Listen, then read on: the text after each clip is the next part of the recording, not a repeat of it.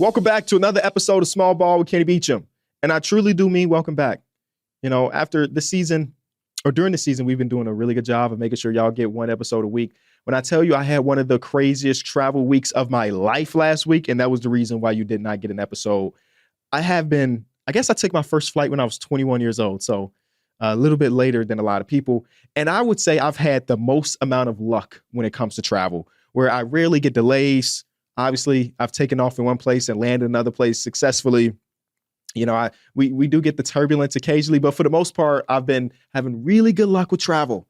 And then I was just in New York / some other places for a work meeting, and it was supposed to be a 24-hour trip, not even a 24-hour trip, more like a 15-hour trip. And our flight kept getting delayed and delayed and delayed. Then eventually they let us board. We taxied to the runway. And then we sit on the runway for 3 hours waiting to take off. And not only did we not take off, we taxied our ass right back to the terminal, got off, and the flight was completely canceled. So I was stuck in New York City for an extra day.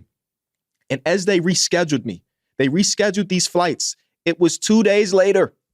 And not only was it just 2 days later, it had 2 layovers. We're talking about New York to Chicago. That flight is usually about an hour and a half, 2 hours. They wanted me to fly to Virginia, then fly to Minnesota, and then go from Minnesota to home. And I was like, no, I can't do that. First of all, I like New York. I don't love New York. When I want to get out, I want to get out. So I rented a car and I drove the 14 hours from New York City to Chicago just to get home. And, you know, whole time I'm talking to producer Greg, like, yeah, we might have an episode. We should have an episode. By the time I got home in Chicago, there was nothing I wanted to do more than sit my ass down for 24 hours. Well, not in a literal sense. I was standing for most of that because I sat down for 14 hours. So here we are. We're here, and we're here to talk basketball now after 1 week of not being able to do that. And with us having just, 2 days left of the NBA regular season as you're watching and listening to this, it is time for us to get into the award season, man. One thing I've prided myself on this season is not having overlapping content. As you know, I host this podcast and I host another podcast with the homies, and I've really tried my hardest to make sure that those shows don't feel the same or don't hit the same topics. I'm being candid with you right now. I'm doing my own award show here, and then this weekend we're doing an award show collectively. So the opinions and the takes and the awards that you hear on today's episode, you will hear me regurgitate similar things in a couple of days. But I'm just being transparent with you. Now, the appeal of that other show is that it's not just my opinion. It's 3 other people's opinions that watch a ton of basketball. So this is what this is about. This part of the year is always super fun for me, or usually super fun for me, until this year, where we got down to me starting to do this research. And I've been messing around with my award ballot for like 2 weeks now. I mean, last week's episode was supposed to be this episode where I wasn't making my official picks, but I was telling you my thought process behind it. I still don't feel amazing about majority of these things. And I think that's probably a good thing, right? That means that we have real races. Like the MVP race is a tough one for me. The most improved player race is a tough one for me. This might be the toughest DPOY year ever. All defensive teams, all NBA teams. It just was impossible. So I'm going to give my opinions. And I don't hold any vote, as you know. I'm just a guy with hours and hours and hours of watching the NBA this season. So you can disagree. Let me know in the comment section. Everything is free flowing. And you maybe can convince me to change one of my opinions by Saturday's episode with the guys. So the one that we're going to start off with is obviously the biggest one, the most valuable player award. Everybody, of course, has narrowed it down to the last 2 candidates, Nikola Jokic and Shai Gilgeous-Alexander. The rest of the ballot, I'll tell you right now, from 5 up to 3, I have Donovan Mitchell at 5. I think there's something to be said about the team being as good as they are. I had the conversation with the guys not too long ago whether Donovan Mitchell is actually the best player on the roster or is it Evan Mobley. But regardless, I feel like with them being as dominant as they have been this season, Donovan Mitchell's play has taken the 5th spot for my MVP ballot. And eventually, as we get to it, my All-NBA first team, because there's no positions there, that my top 5 in MVP is going to be my All-NBA first team. And I compared it to people like, I did think about the old heads. I did think about a Curry. I did think about a Bron. I did think about like Anthony Edwards as his 5th spot. But if you go throughout my history of these awards, I do lean pretty heavily on winning. And I'm not normally a traditionalist when it comes to stuff, but when it comes to awards, I just find if I'm splitting hairs between 2 candidates, the numbers look the same or very similar, the on-court, off-court impact, all the advanced stats look similar, I'm usually going to lean more to the player that is winning the most. And then that's the case for Donovan Mitchell as number 5. Number 4 is going to be Jason Tatum. He just kind of pigeonholed as the 4th best player, the 4th on MVP ballots for like 7 years in a row, it feels like. But he is my number 4. My number 3 is going to be Giannis Antetokounmpo. And then we get to my 2 and my 1. I did an episode of Young Men in the 3 about a month or so ago when Cam Johnson was in town. We did it with Shams Charania. It was great. And we were talking about MVP. And this lets you know that I have flip-flopped like a sandal throughout the course of the season, because I think that anybody that's trying to convince you that is overwhelmingly one way or the other is just lying to you. Both of these dudes have a real legitimate case. And I thought about this case for weeks and months at a time, right? And when I was on that show, at that moment in time, I basically said that if the season were to end in that moment, I had Nikola Jokic as my MVP. But I would be kind of crazy to say that that's where I would be at the end of the season. Of course, there's obviously a chance as Nikola Jokic continue to do crazy stuff. I mean, since then, he had a 60-point triple-double. He had a 37-point triple-double. He's done amazing stuff. But I brought an analogy into it, like you don't become a winner of a fight without a knockout, first of all, in like the 3rd round. We still had a full month of an NBA season to go, and with it being so close, anything can really happen. I say that all to say, I've changed my MVP vote. My MVP for the 2024-2025 season is Shai Gilgeous-Alexander. The raw stats are the raw stats: 32.7 points per game, 5 rebounds, 6.5 assists, 55% from the field, 37% from 3, 90% from the free throw line. Shai has had one of the most dominant guard seasons in the history of basketball. Not only has he had one of the most dominant guard seasons in the history of basketball, he has been on a team that is on pace to become one of the greatest regular season teams of all time. As of right now, they're 66 and 14, and with 2 games left, and they have an opportunity to finish this game with nearly season with nearly 70 wins. I don't know if they'll get there just because, I mean, Shai just rested last game. I wouldn't be surprised if J-Dub rests the next, and they have nothing to play for at this time. But they have been the most dominant team in the regular season relative to their opponents, the rest of the league. They have the best defensive rating in the history of basketball. Now, that's not all a Shai thing. That's a team orchestration thing. That's a Dort. That's a Dub. That's a Caruso. That's a iHeart. That is a Chet Holmgren. There are so many players contributing to this, but I do sometimes when it is this close, and I promise you, it is really, really close. When I talk about the traditional idea of best player, best team, that's where I kind of fall into. If the difference between the best player, best team, and best player in the world stats are not that dissimilar. Like, yeah, Nikola Jokic is going to have the Calvin stats. Is he averaging a triple-double? He's nearly averaging a triple-double. He has some of the most insane stat lines throughout the year. He's averaging 29. I'll round up for you, big fella. He's averaging 30, 13, and 10 this season. It's hard to compete with that on a counting stats basis. But I think the impact that Shai has had this season has been otherworldly as well, right? One thing I was listening to, or somebody said, I wasn't listening to it myself, but somebody sent me a clip from, I think it was Kevin O'Connor's podcast, and I think it was Tom Haberstroh that he had on the show. And one of the things he said is, so far this season, Shai Gilgeous-Alexander is plus 911 on the season. And we're talking about raw plus minus, which tells some things, but don't tell a lot of things, right? But I'm just looking at this stat as at face value. Plus 911. The second place in the entire league is 370 points behind him. So his plus minus is almost 400 points better than the number 2 guy.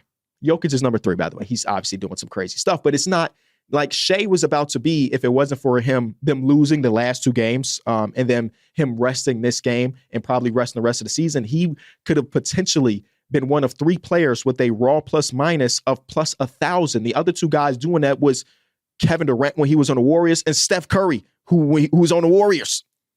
That is how ridiculous it has been for Shai. And we talk about these raw numbers of 32, 6.5, 5.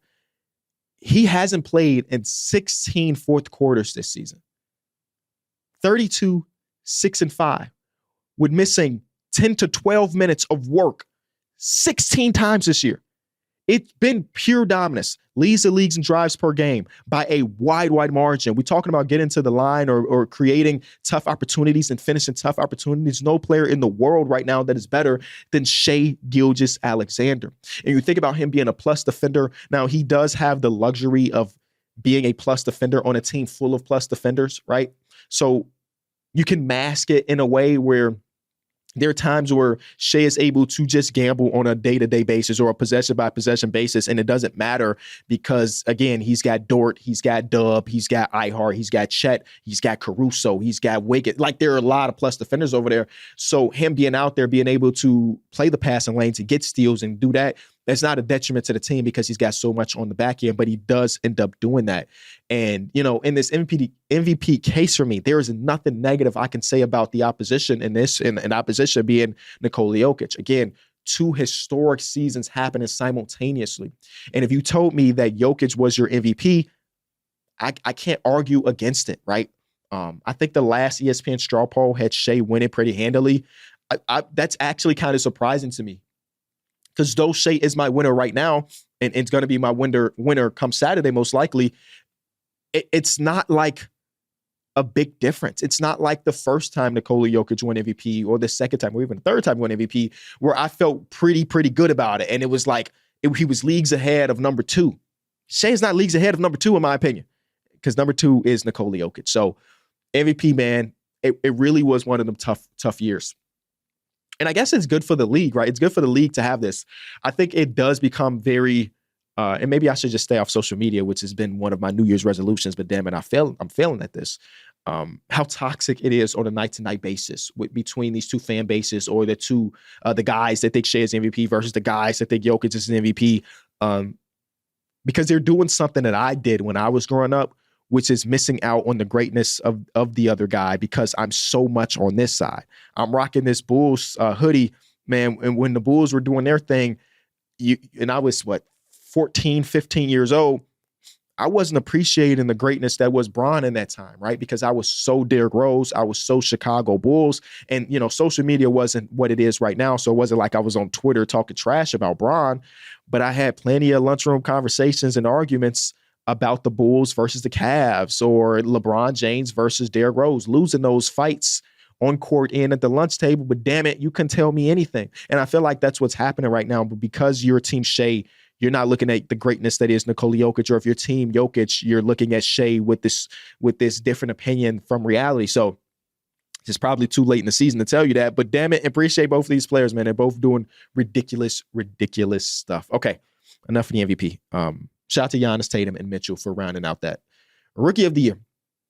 Another one that was a little bit tougher, right? I think I tweeted about a month ago that Zachary Richase is making up ground, that he might end up taking my personal ballot. Again, my ballot doesn't mean anything, but might end up taking my personal Rookie of the Year case. It still goes to Stephon Castle. I think Stephon Castle has been pretty damn good this season. Like, the volume and efficiency numbers are obviously not going to be great because he's being overtasked with doing some things on a night-to-night basis, specifically since Victor Wembanyama went down with his injury, and specifically since De'Aaron Fox went down with his injury. So, there are times where you look at a box score and it says 5 for 18, 5 for 19, and I truly don't think that tells a full story. And it's not as though there's somebody else in this rookie class that's doing it hella efficient while also having that volume. So I do have Stephon Castle as my number one. When you have a draft class like this where there's no obvious number one guy, we don't have a Wemby, we don't have a Paolo, we don't have a so on and so forth who ran away with the Rookie of the Year award. I do believe that sometimes it can come down to raw numbers, and I think that might be the case this season. My number 2 guy is Zachary Richase, who has been so good over the last couple months, but one of the major demerits to Richase's case is that there are times, or there have been times this season, where the Atlanta Hawks just opted not to play him down the stretch, and I think that's part of being a rookie, right? Amadis Buzelis, who we'll talk about later when we get to all rookie teams, him and Billy Donovan has been pretty candid about that in his progression as an NBA player. I don't want you to just give me free minutes because I'm the guy that they drafted this season. I want to work for, and I want to earn those minutes, and I want to be on the court when it matters the most if coach believes that is the time for me. And there have been times this year where Richase has not been on the court for those moments. I guess you could kind of say similar things for Stephon Castle, specifically earlier in the season. But, if I'm pulling hairs and trying to figure out the differentiating factors between the two, that's one of the things for Richase. And my third part, I still haven't figured out the third one, okay? It's between Alex Sarr and Jalen Wells. Get well soon, Jalen Wells. I saw he posted on Instagram that he's doing okay. I think he just got a broken hand or wrist or something, so he'll probably miss the postseason. But they've had opposing years when it comes to the efficiency numbers this year, where Jalen Wells started off guns blazing. He's coming out. He's starting for the playoff Memphis Grizzlies. He's shooting 38 to 40% from the three-point line for the first couple months of the season. But recently, he's been down to like 37% from the field, 30% from three over the last 2 months. While the opposite happened for Alex Sarr, where he started off really, really poorly in his efficiency. And over the last couple of weeks, in the last month or so, from like March 1st, it's like 40% from the field, which is not amazing for a 7-foot center. But he has been a lot better throughout the last couple months versus the first couple. So I don't really know where to go. Maybe I just give it to, I don't know. I was going to say Alex Sarr because of the defense, but Jalen Wells has been really good defensively. We think about what he did to Steph Curry that one game in this early in the season where nobody remembers. So I'm going to give it to Sarr right now. Maybe that's one of the ones that changes by Saturday as I dive back into it. Most improved player, impossible. Impossible. You got people advocating. You got, I think it was Kyle Anderson advocating for Tyler Hero, which we don't agree with. Tyler Hero sold that game last night versus the Bulls. You got, for a long time, Kay Cunningham was the betting favorite. I think that has shifted now to Dyson Daniels out of nowhere. Like, Kay Cunningham at one point is like minus 400, and now it's like Dyson Daniels minus 700. I don't know if what the hell happened, if somebody in the media gave a big push for Dyson Daniels, but the odds have been shifting all over the place on multiple awards. But again, my ballot means absolutely nothing. So here is my most improved candidates. Because I mentioned this before, I absolutely hate it when it is a really good player just gets better, like really, it gets better. Like Tyler Hero doesn't fit the case for most improved player for me. Kay Cunningham does not fit the place for most improved player. John Morant didn't do it back in the day. Like, I hate that type of most improved player candidacy. So those guys are just not on my ballot. If Kay wins it, I'm not about to be rioting in the streets, but like, that's just not what my ballot would look like. I like the guys that, can go from a solid starter to really good, or go from a role player to a solid starter, or something along those lines. So my ballot, my winner for most improved player is Zubac. Coming into the season, I like Zubac. But I think that this season he went from, he's a good starting center, to wait a minute. This guy is one of the most impactful starting centers in basketball without necessarily having the super raw stats like a Jokic and Embiid, or, you know what I'm saying? The averages are 17 points, 17 and a half points per game, 12 and a half rebounds, about 3 assists per. And that is up from last year where he was about 11 and a half points per game, 9 rebounds. And he is way more trusted on a night-to-night basis, and his workload is a lot higher on a night-to-night basis. We did a fake award show on the last episode of Numbers on the Board, and I gave him the award of best drop coverage big right now. That's saying something, because Rudy Gobert's still in the league, y'all. Zubac has become one of the best defensive anchors in all of basketball, while simultaneously being one of the most efficient big men in the league. And I just didn't see that on the docket for him. Hell, there's a lot of things that happened in Clipperland that I didn't end up seeing. And he's been, I think, the biggest jump when it comes to improvement, man. Well, before the season started, if I was doing ranking centers off the top of my mind, he probably would have been like 20th through 22nd. And now he has a legitimate case for a top 10 center in basketball. I think that's saying something, bro. That is a real improvement. My number 2 guy on my list is Dyson Daniels. From him to go from a random role player with the Pelicans, who I had always loved for his defensive side of the ball, but for him to blossom into a guy that's making an all-defensive team this year, to lead in the league in steals and deflections by a wide margin, being on pace, or he was at one point on pace to break all of those numbers across the history of basketball. And then the offense has started to get better and better throughout the course of his career. So he's the betting favorite. He's my number 2 on my ballot. And my number 3, I was telling the guys my ballot, just kind of like, not my podcast homies, was like another group of guys. Like, here's what I'm thinking. And you let me know, am I bugging on so on and so. My number 3 guy was Ty Jerome. And one of the guys told me that Ty Jerome can't win an award because he doesn't meet the minimum amount of minutes played. I'm like, wait a minute. What the hell are you talking about? And if you go to Ty Jerome, he's averaging less than 20 minutes per game. It's 19.8. And you need to average 20 to be eligible for certain awards. So I got him here as my 3rd, knowing damn well he won't even be on the ballot unless he plays all 82 games for the last couple minutes. He plays all 82. Wait, what am I trying to say? All 48 minutes in the last 2 games of the season. He's not going to get to that 20. So I do have a person after him, and that would be Austin Reeves. Shout out to Austin Reeves. I mean, liked him last year. Did not think that he would be a guy averaging 20 plus points per game on a team that had Luka and LeBron James. I mean, on any given possession, you think about how ridiculously talented LeBron James is or Luka Doncic is, in your mind, you would think that as long as one of those guys are on the court, they would be the initiator. They are some of the best supercomputers in all of basketball, right? Now Austin Reeves, it's like every third possession, it's like this one's for me. Whether it be JJ calling my number or me calling my own number, this one is for me. And I said it before, specifically for those top two guys, LeBron and Luka Doncic, Austin Reeves is the perfect number 3. And he might be the perfect number 3 regardless of that situation. But like just looking at what he's done this season, he's 20 points per game, and that is up from his 15.9 last season. That's just ridiculous considering who's on the team. He's got 30-point games. He's got 40-point games. And some of those with those two guys on the court. Like, I got nothing but respect for Austin Reeves. Okay. Before we get into the rest of our award ballad, we got to talk about the fact that the Denver Nuggets did something pretty huge a couple days ago. And they fired Coach Michael Malone and fired Alvin Booth, who was, I don't know if his official title was basketball ops or general manager. Regardless, they kind of cleaned house. And we did see some shifts in the market. If you go to FanDuel Sportsbook, before Mike Malone got fired, the Denver Nuggets were plus 2,500 to win the championship, which I felt pretty good about. Like, I do believe that if you have the best player in the world, you have a chance, even if it is a minuscule chance. Well, since they fired Mike Malone, those odds dropped to 3,100, and then it got back up to 3,000. So it's like at 3,000 currently. They just got their win against the Sacramento Kings. It was pretty intriguing win because for one of the few times this season, Russell Westbrook played less than 20 minutes, and Jalen Pickett played a ton. He had a ton of big shots. What the hell? We'll see if that's realistic for him to do something like that on a night-to-night basis post Mike Malone. But you did see it shift. And you think about teams, firing their coaching. It makes sense because sometimes it's that honeymoon phase, but long-term, an interim coach is usually not going to be the guy to take you to the promised land. And on FanDuel, it's plus 3,000. Maybe you're intrigued by that one game versus Sacramento Kings. You're like, hold on, maybe 3,000 is too low. And you want to go ahead and throw a little funds on it. I don't really know. But that's what FanDuel Sportsbook. Just seeing those shifts is always pretty interesting.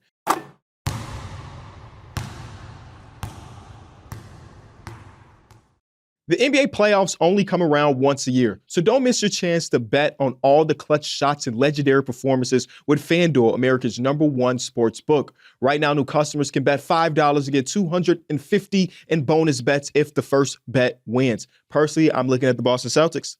The first 2 rounds might be a cakewalk, so whether Tatum is on the burner or you're thinking about Derek White steals, there are endless options with FanDuel. Just visit FanDuel.com/Kenny for your chance to win $250 in bonus bets. FanDuel, official sportsbook partner of the NBA. One thing that shifted a ton over the last 2 months is the DPOY odds. Think about it. Victor Wembanyama was like a minus 1,000. There was no world where he didn't end up winning that award. He had run away with it, and damn it, he might be running away with it for the next 20 years. And then we found out that he had a blood clot, and he won't hit the 65-game requirement. Like, what does that do to the market? What it did was, obviously, Victor Wembanyama fell off the board, and we saw Jaren Jackson Jr. become the favorite. Not by a ton. The difference between him and Evan Mobley at that time, it was like plus 240 versus plus 250. Cool. I mean, at that time, those felt like the 2 and 3 guys on my ballot. And then Draymond Green went on his media run. We had the one game versus the Bucks where Giannis was like 0 of 7 versus him. And he said in his post-game interview, I deserve to win Defensive Player of the Year. I'm going to send this tape to everybody so they can see that I am still one of the best defensive players in basketball. And nobody's arguing that Draymond Green isn't one of the best defensive players in basketball. That's who he has been. And when he started his media push, he went from a guy that wasn't even on boards, was plus 3,500, to the overwhelming favorite to win it all. And I'm somewhat conflicted with it, right? Because without a doubt, the eye test, the advanced stats, a lot of things support Draymond Green for being at least in the conversations for this award. But one thing I do believe is I think that the first half of the season wasn't nearly as strong as the second half. And I try to think about these awards collectively, right? If you think about our Rookie of the Year stuff, I was mentioning how Jalen Wells was great at the start, while Alex Sarr was great at the finish. Like, it's like putting together a complete season is really tough. And I do believe at the start of this year, we weren't getting that DPOY level of Draymond Green. So I'm heavily conflicted because he's obviously good enough to make an all-defensive team. He's obviously good enough to win the award, but damn it, should I let the microphone be the reason why? So here's how I landed. I have Evan Mobley as my Defensive Player of the Year this year. I think Evan Mobley has been incredible. Sometimes, if you go advanced stat for advanced stat, Draymond Green is winning against all of the competition. But sometimes it's not just that.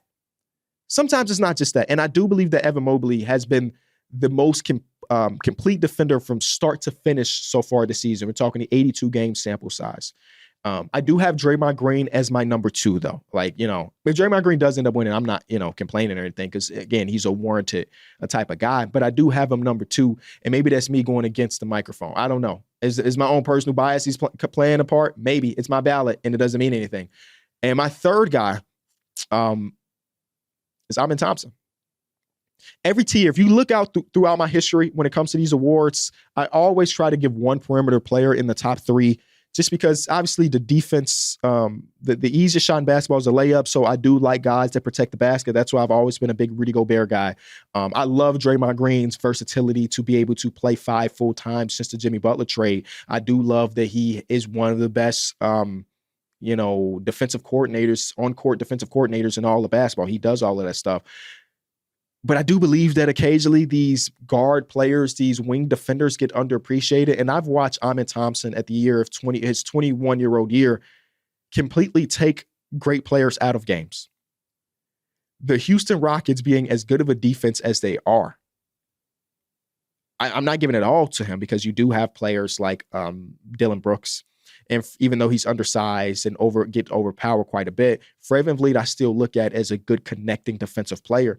But Amen Thompson is that glue. He is the guy that keeps it all together, man. He is all over the place. He's flying around. He's making stops. He's in the passing lanes. He's doing all of the stuff I want a guy to do on the team. And it was tough between him and Dyson Daniels, obviously. But I ended up giving the nod to Amen Thompson as my number 3.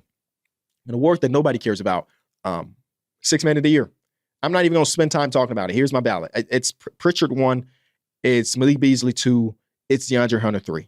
Y'all done? Okay, we done with that one. Oh, another award nobody cares about. So much so that I only got 2 names on it. Clutch Player of the Year. It's Jalen Brunson, then it's Nikola Jokic. Or maybe it's Nikola Jokic, then it's Jalen Brunson, because Jalen Brunson missed the time. And he doesn't hit the 65-game requirement just yet.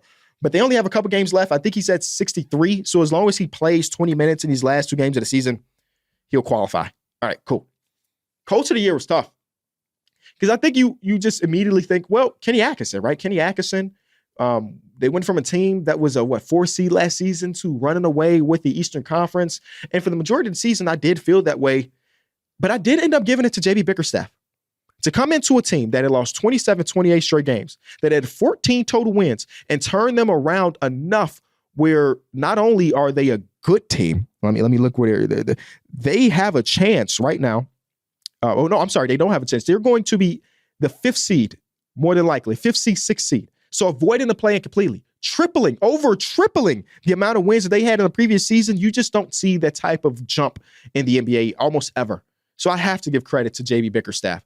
He's helped turn a team that was in the gutter, the absolute gutter, and turn them around to where they have one of the best cultures in basketball, where they have one of the best identities in basketball in just one singular season. There was no bridge year. There was no bridge year to try to build out who we are. No, he came in, he set the foundation, he got the players around him, and they went out there and they won the games. And nobody wants to see the Pistons, because you never know if you're going to leave with a black eye or not.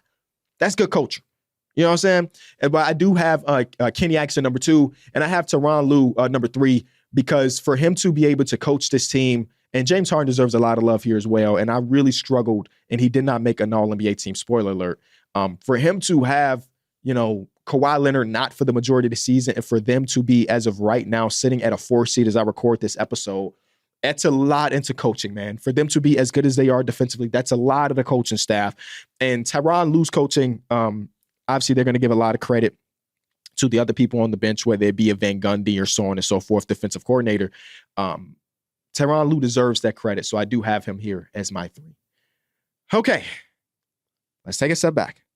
Before we get into all NBA teams, all defensive teams, and all rookie teams, I'm going to bring in Greg let's just change the pace of the show just a little bit. Bring in Greg for a 5 out. All right, Kenny. So in the West, there's so many potential great first-round series matchups. Personally, I can't think of one that wouldn't be fascinating for a variety of reasons. Mm-hmm. But for you, are there any potential matchups in the first round that would either bore you or you're just not interested in seeing? Ooh. No, man. I swear to you, as long as we get the 7-8 seeds as is, right? So as long as the Mavericks don't go on a 2-game streak in the play-in or the Kings, then I think no matter what the orchestration is, we can find storylines, or we're going to find people that are going to be on both sides of like making predictions, right? Even with the OKC Thunder, who's been super, super dominant this season, if they see your Warriors, there are going to be a lot of people that pick the Warriors. Or even if they see the Timberwolves, right? They're going to be looking at what the Timberwolves did last year. There's going to be a lot of people picking the Wolves in that. So I think that on this west side of the bracket, there's not any combination that would bore me. I think if I had to give you like a definite answer, it's like if the Clippers win against the Grizzlies, because I feel pretty good about the Clippers winning that series, right? I mean, it might not go that way, but I think it would be the most boring combination that is possible here. And the odds of that are pretty, pretty low, considering the Clippers are at 5 and the Grizzlies are at 6. But that's the only thing I can think about, man. We're in for one of them ones. But I mean, I don't know, man. I've had these roller coaster of opinions with the Clippers. I remember earlier a few months ago, you were asking of the Lakers, of the Clippers, and I think you might have put the Warriors in their pre-trade deadline. Of the older teams, which one do you have the most trust in? And I think I said the Clippers in that time. And then they went on like a 6-game losing streak, and I'm like, nah, this Clippers team ain't it. And now I'm back to like this Clippers team could, like, if it breaks perfectly, there's a war where they're conference finalists, man. I truly do believe that they have that level of upside. If Kawhi is going to play the way he is, you got Zoo playing the way he is, you don't even need James Harden to be all NBA version of himself. Give him a few different games, and that's going to be enough with their defensive infrastructure and the coaching to win a couple playoff series if it works out. So I'm back. I'm back on top of the Clippers mountain, man. Well, two things. One, I think I did have a fourth team in that question. I think it was the Suns. Yeah. Which did not age well. But no, I think it's a good point with the Clippers. I think they have.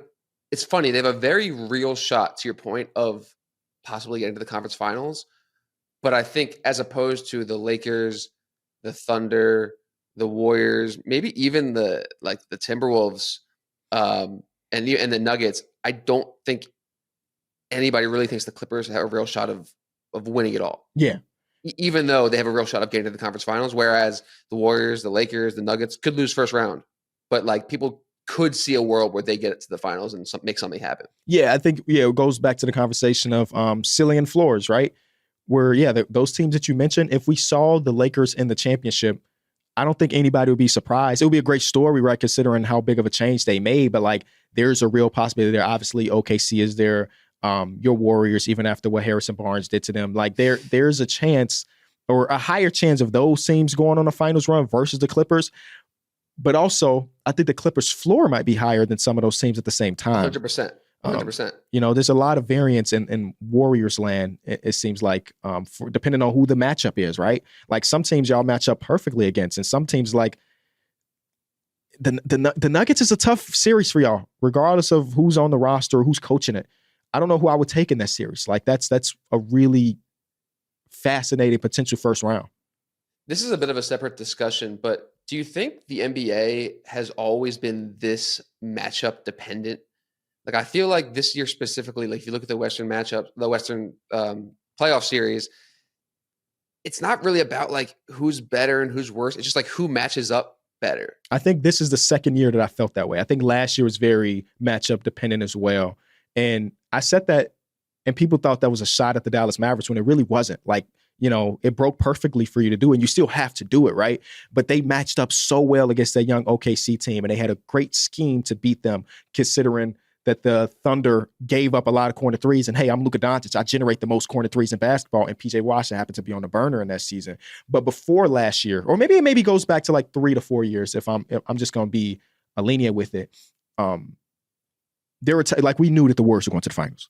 We knew the Cavs were going to the finals. It didn't matter what the matchups really were. And then you could try to convince yourself, the Rockets, and the Rockets almost did it, right? The Rockets almost took y'all out, but the matchups never mattered. I knew whether it be the Pacers, whether it be the Bulls, whether it be the Bucks, LeBron and 5. Like that's the way it was. And during the Kevin Durant era, it felt the same way about the Warriors. But the matchups are going to matter a ton.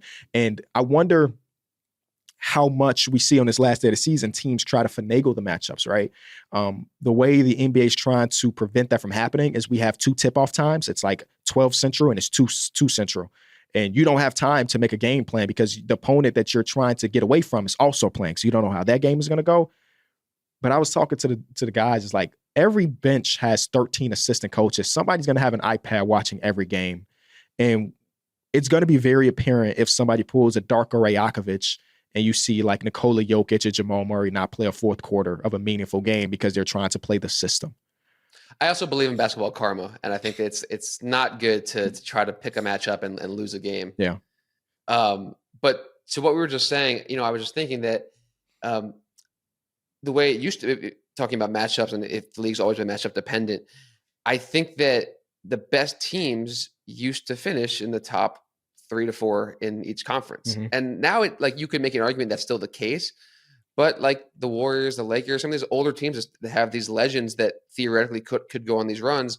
For the last few years, they haven't really cared too much about where they fall in the playoff seeding as long as they get out of the play-in. Right. And that's, to me, is probably a newer thing in the NBA.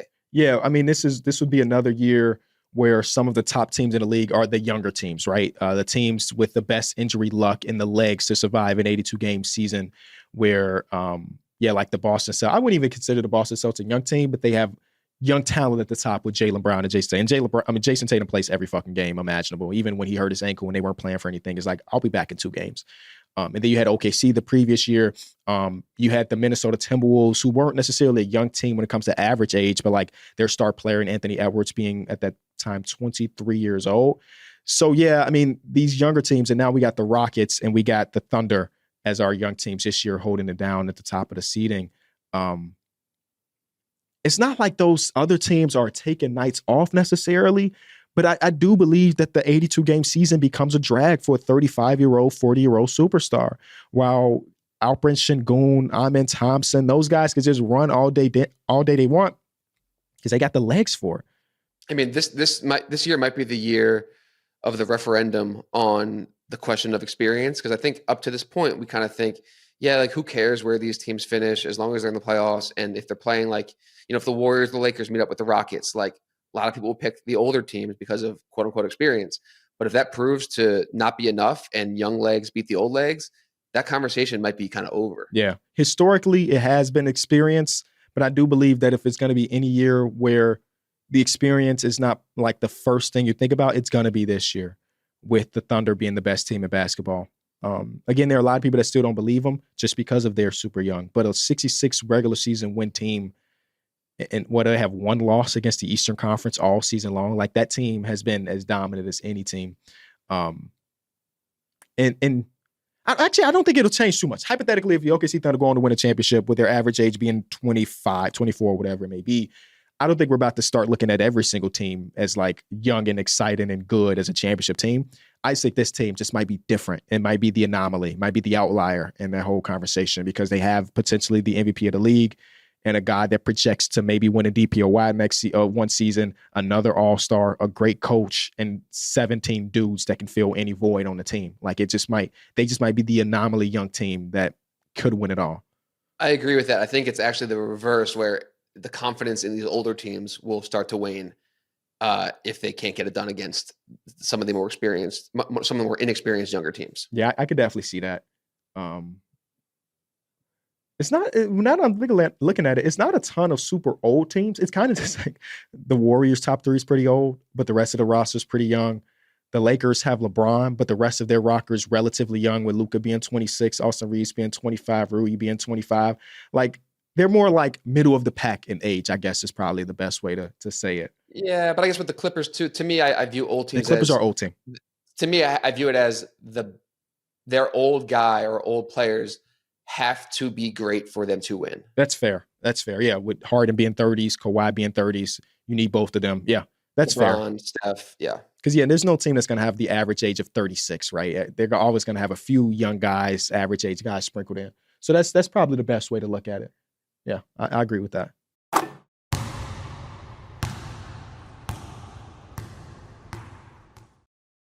Shout out to producer Greg with a great 5 out. Let's get into all NBA teams. This, as you can imagine, with me being an overthinker, was really difficult. I already talked to you about my first team. It is Shea, it is Jokic, it is Tatum, it is Giannis, and it is Mitchell in no particular order. I think those 5 guys have been the best 5 in the league, considering the circumstances. So shout out to them.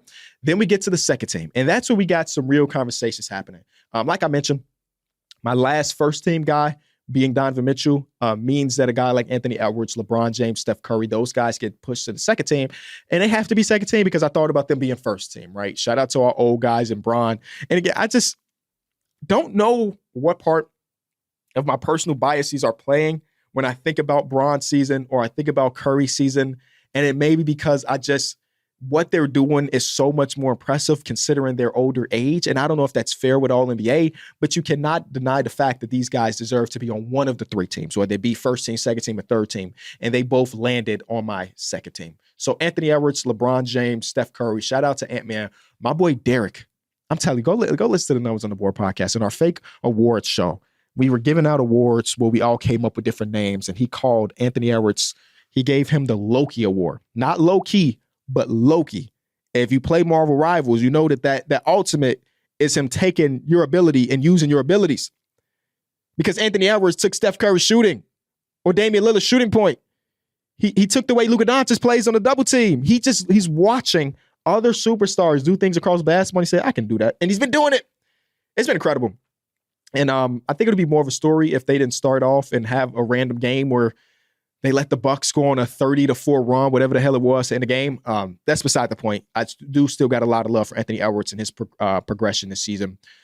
This last guy, or these last 2 guys, I was iffy about. Like trying to figure out if they deserve second team or third team. But here's how I ended up.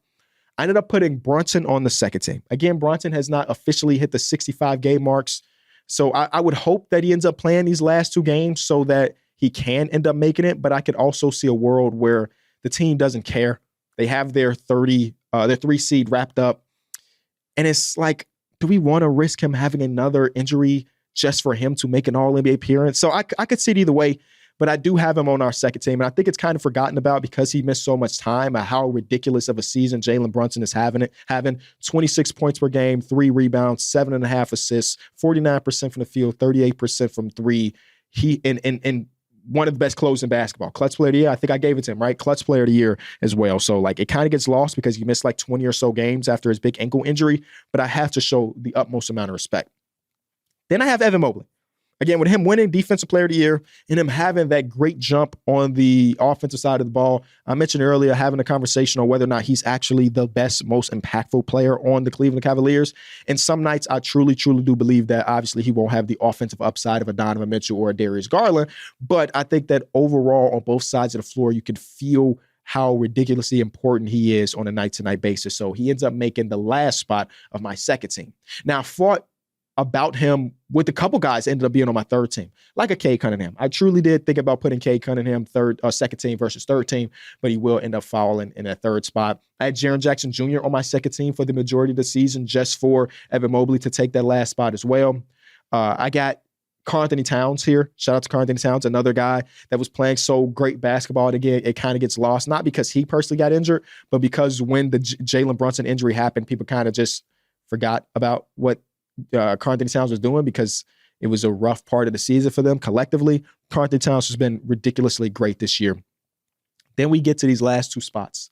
My second to last All-NBA spot is Tyrese Halliburton.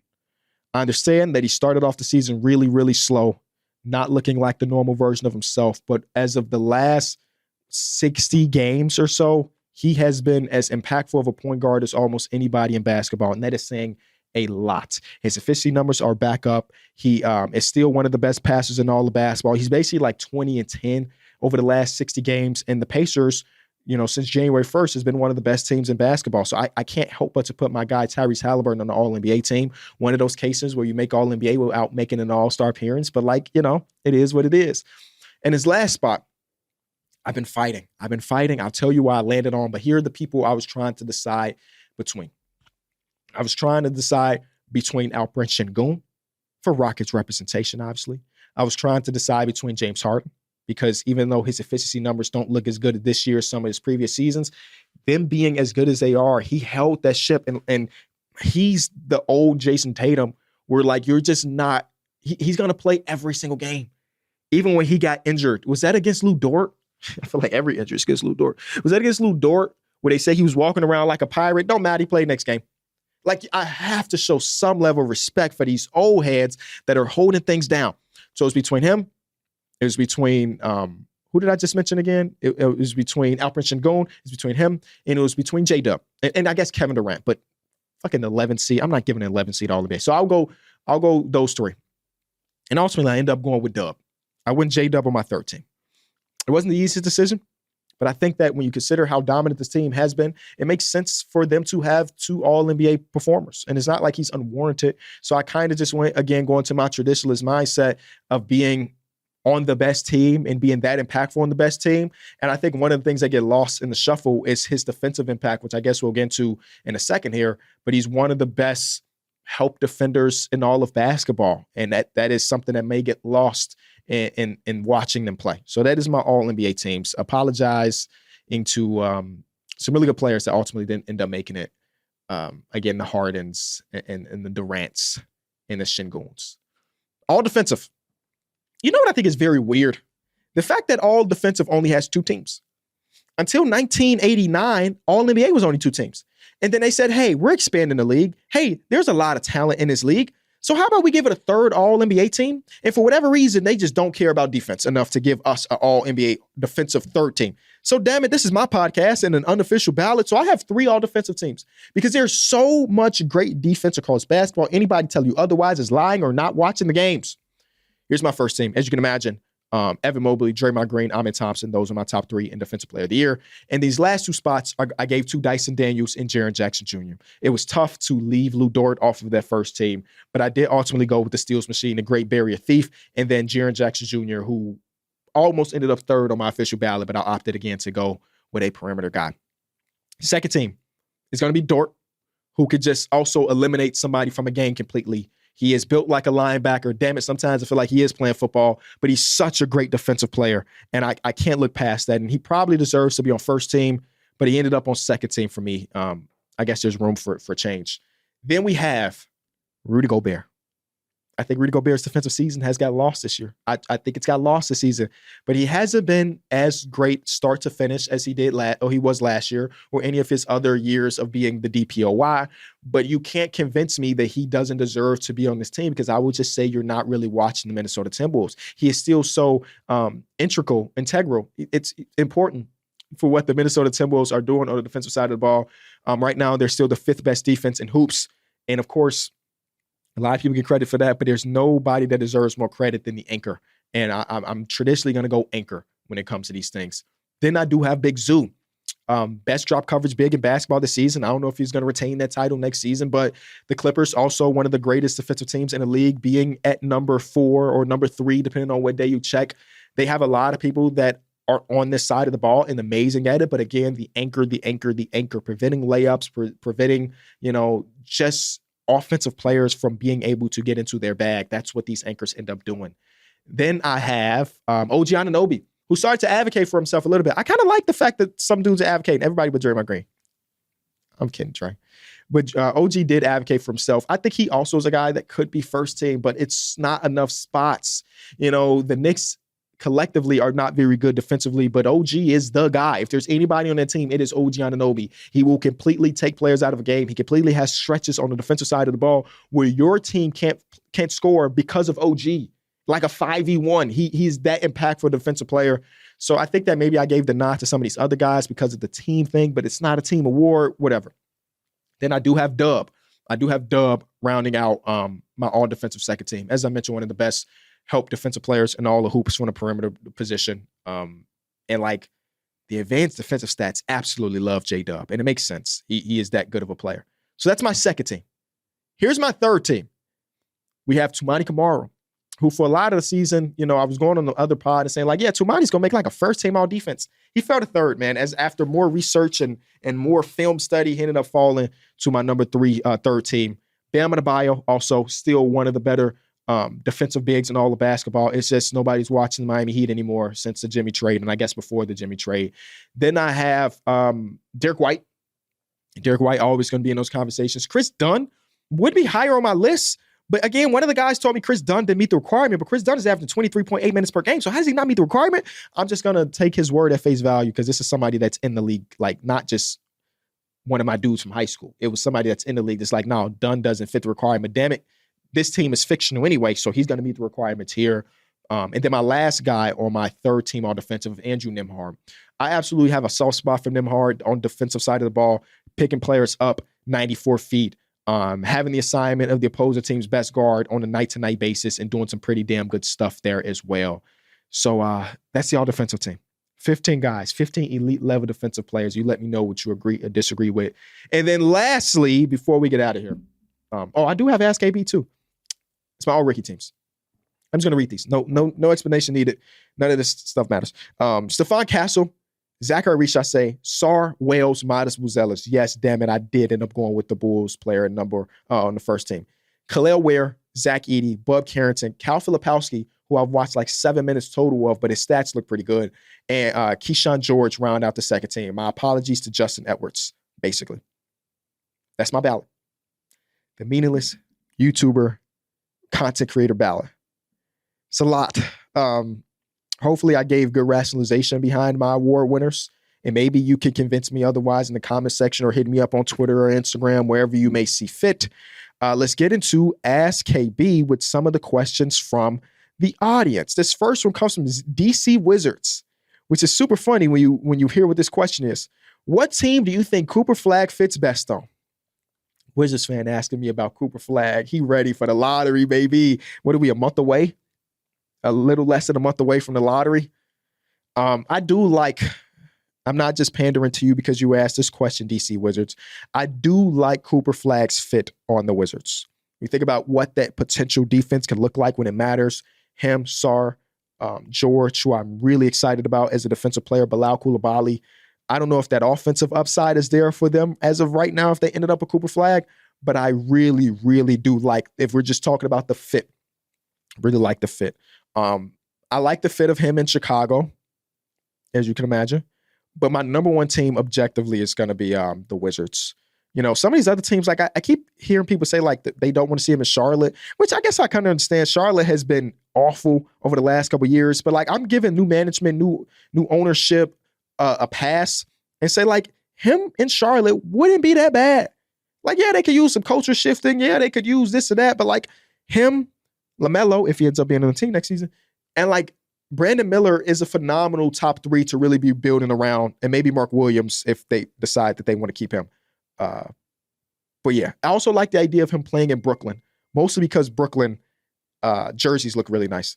Next one comes from my guy. I'm just going to say my guy. You've been on the show before. Bathish 28, I'm sorry if I mispronounced that. Which team can you see making the biggest roster changes if they get an early playoff exit? I think the easiest team to talk about in this would, of course, be the Denver Nuggets, mostly because they made the adjustment of firing their GM/basketball ops guy. And they, I guess, obviously didn't love the way he had built this team. And the problem with that is it's so hard to figure out a Nuggets trade considering the contracts of Jokic and Jamal just getting this extension, Aaron Gordon just getting this extension, and then Michael Porter Jr. being on the max as well. They don't have a ton of wiggle room. Oh, did I mention they have no tradable first-round picks as of today? So it's hard for them to make those big adjustments. But assuming an early playoff exit, they would have to do something because as long as you have the best player in the world, you're doing him a disservice. You're doing your city and your organization a disservice if you aren't putting a championship caliber team around him. So I would say them first. I'm sneakily feeling like the Grizzlies as well. A lot of rumors coming out of Grizzlyland. That's all I'll say. A lot of rumors coming out of the Grizzlies. I don't know if they're in love with their big three, their top three guys. And I feel like if they have a first-round exit, one of those three guys could be gone. I'm not going to speculate which one it might be. And that's probably the biggest ones. Out east, I don't know, man. The Eastern Conference is so trash. It's hard. Everybody would probably be happy. I mean, maybe the Bucks. Maybe Giannis pushes his way out. But that's like the only thing I could potentially figure out. What's up, KB? I'm a huge fan of the show, but not just that, man. I'm just a huge fan of your brand, Enjoy Basketball, and how y'all promote it and what y'all are all about. I really appreciate the way that y'all are striving to just bring more positivity to this often far too negative sport. My question today does pertain to that and your overall brand, and it is, what in the basketball world is currently bringing you the most joy? Dude, appreciate you a lot. God bless you. Wish you the best. Wow, what a great question. Thank you so much for the kind words. what is bringing me the most joy in the basketball world right now? I think the thing that brings me the most joy is something that people look at or try to steer into a negative. There's so much versatility in basketball right now where, depending on the teams and the matchups, you're seeing a whole different ball game on every single game, man. And I cannot stress it enough how fun it is, even now with 2 games left of the regular season, to tune into a game and be like, damn, I haven't seen them do that this season. Or damn, they're so much better at doing that now than they were 2 months ago. Like, just having those little moments is so fun to me, bro. It really, really is. When you look at a team and be like, oh, this is a team that is traditionally a drop coverage team, but today they got Steph Curry, so they can't run drop. Or maybe they will run drop coverage and just use a late help like the Clippers did against Shea. That's different, Shea and Steph Curry. But you kind of use the first couple months of the season, at least is the way I do it, use the first couple months of the season as a way to be like, this is the foundation of this team offensively and defensively. Right? You kind of get that idea about all 30 teams, or 26 of the 30, because 4 teams you don't give a damn about. And throughout the course of the year, you see maybe that foundation shift. Or maybe it becomes just a one-night thing where it's like, everybody in the league knows that we do this. We're a split action team. That team is prepping for us to be a split action team. And we're not going to run it as much as we normally do. Now, obviously, that gets amplified in the postseason, right? Because you're playing chess in an 82-game season. If we have a back-to-back, we don't really have a lot of time to say that we're not doing this because this is what we do. But there, again, so much versatility, so much talent across the league. And anybody telling you otherwise is not really locking in. They're locking into the same 3 fucking teams every week, when you really have 30 teams or 26 teams or 22 teams across the league that can give you a really fun game on a night-to-night basis. So yeah, that's what's bringing me the most joy. Also, I just got a good outlook for the NBA for the next couple seasons. That's all. Hypothetically, Devin Booker comes home to Michigan and joins up with Cade in Detroit. Where does the lineup of Cade Cunningham, Devin Booker, Asar Thompson, Tobias Harris, Jalen Duren, plus their bench finish in the East? Is it top 5, top 3? And assuming Ron Holland, Jaden Ivey, plus picks and other money-matching players are involved, where do you think that team falls in the East? Okay, I'm happy that you mentioned what you traded away, because I'm listening to your lineup like, damn, y'all didn't give up Asar, y'all didn't give up this, y'all didn't give up that. And I'm just going to live it in your hypothetical, because by all accounts, by Matt Ishbia, Devin Booker's not available. That might be him just trying to play it the right way. And the way they run things, they're not looking for draft capital. Either way, that team, I think that Devin Booker would be a perfect, I'm not even going to call him a co-star, but it's just a secondary man, even though he primary on that. I don't know how to. A great backup partner for Cade Cunningham. As somebody that does believe that Cade Cunningham has become overtaxed as the guy offensively, primary ball handler thing, Devin Booker being this combo and being able to play point guard, play shooting guard, and run units by himself is almost ideal. I would say it is ideal for what the Pistons could be looking for in the future. You're asking where they would sit in the Eastern Conference, given that hypothetical lineup. Right now, y'all are already 6th with the current thing. So you asked if top five in my mind is not even, it's definitely the least, what am I trying to say? This is definitely like the smallest jump imaginable. You're acting like these 2 games between you and the Bucks, Devin Booker equates to way more than 2. So like top 5 is definitely the floor, with the opportunity being, so I could see top 3 with that. And that also goes back to the conversation we just had with Greg about this youthful teams. I think that the lineup that you just mentioned, they're so youthful and they would have this culture and this backbone that I could see them jumping up into top 3 in the Eastern Conference, while some of the other teams like the Bucks, who we mentioned a little bit earlier, are an older team, or some of these other teams could drop. So top 3, it's playable. Let's run it in 2K, see what happens.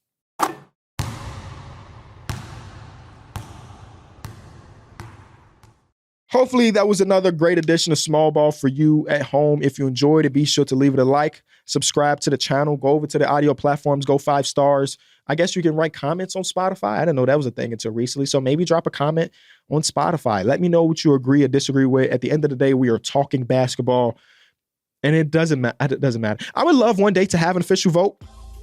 I got to get my stripes up though. I gotta build this brand a little bit bigger, a little bit higher on the pillar of sports media for me to get a vote. So I appreciate y'all and being patient with me over the last week of missing an episode. Excited to cover the playoffs with y'all. And I'll see y'all soon. Peace.